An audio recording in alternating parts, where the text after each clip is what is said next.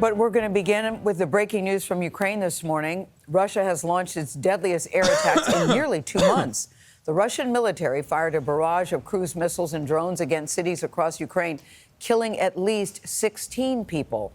Now, these attacks come amid signs that Ukraine is preparing to launch a major counteroffensive sometime this spring. Charlie D'Agata has more on this story from Ukraine. Charlie, good morning. We are all so ready for this to be over. Yeah, good morning to you, Gail. We are in the city of Nikopol, across the river from the Zaporizhzhia nuclear power plant. This city came under attack last night. We're in Dnipro last night. That city came under attack last night. And it comes as Ukraine's defense minister makes this announcement just today. Preparations for the counteroffensive are being wrapped up. As soon as there is God's will, the weather, and the decision by commanders, we'll do it. Death and destruction overnight, hundreds of miles from any active front line. A cruise missile tore into this apartment building in the central city of Uman. We're covered in blood, wails a young mother. The children were sleeping here. It's good that everyone's alive. As she shows the burning crater outside, she swears at the Russians responsible. Such is the terrifying reality of life in Ukraine that nowhere can be completely safe while Russian missiles indiscriminately rain down on its cities, killing civilians in their sleep. Bro.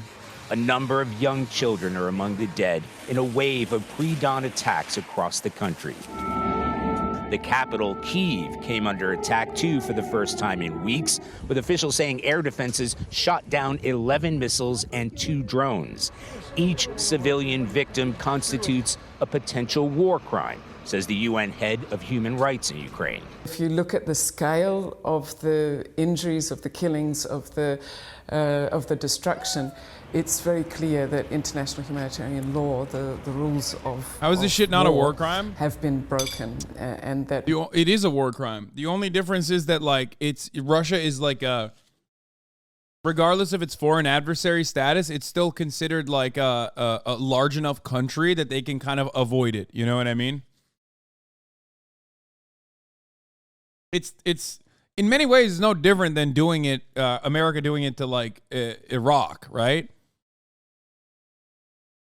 But because of its like, as the chatters are correctly calling out, its major trade partner status, and it's also like international backers for that regard, they get away with doing some of this stuff, even though the American media will correctly call it out because they are a foreign adversary.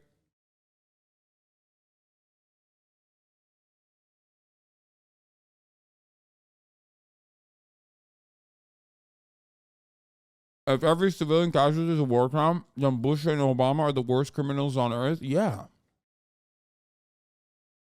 Yes and yes. Yes. War crimes have taken place.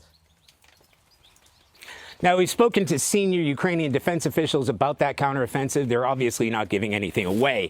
It could happen anywhere and any time along a border that stretches for hundreds of miles. Gail? Thank you, Charlie D'Agata, reporting from Ukraine.